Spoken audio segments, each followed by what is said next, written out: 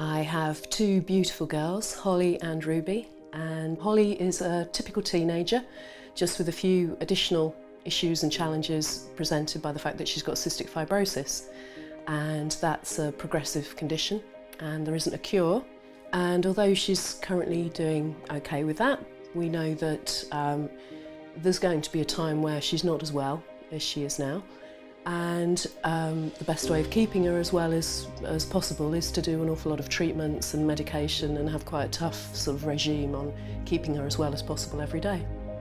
Our day would start earlier than most people's and it will finish later than most people's, because in addition to everything else Holly has to do, we've got daily treatments first thing in the morning, last thing at night, and then tablets and treatments through the day to try and keep her healthy. And to sort of the outside world, she looks like any other teenager, but it's only us really that know the amount of work that's going on behind the scenes here at home to keep her that well. Mum always makes sure that everything's there and prepared and ready for me when I get back or when I wake up in the morning.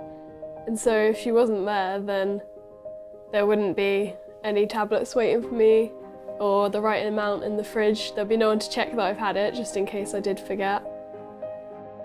I've been very lucky with all of my line managers. They've understood my circumstances and my situation, and that they've certainly done everything that they can do practically to help out with that flexibility where it's been needed. You know, it's those sort of things that really make such a difference to somebody who, through no fault of their own, finds themselves kind of working from home and sort of isolated from that team situation.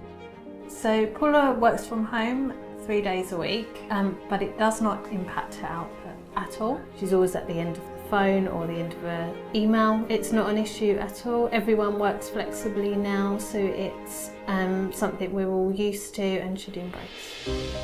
For me, the most important thing that I have with Holly is time.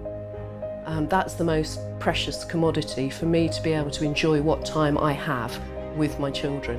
It's a sort of a reality of the world that in order to make the most of that time, I need to be able to pay my bills, I need to be able to sort of, you know, put food on the table.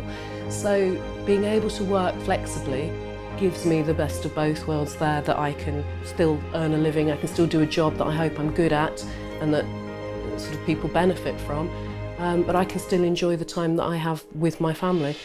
Yeah, I'm really glad that it's so flexible, because if Mum's work wasn't as flexible, then it would just be a lot harder to live the lives that we already live.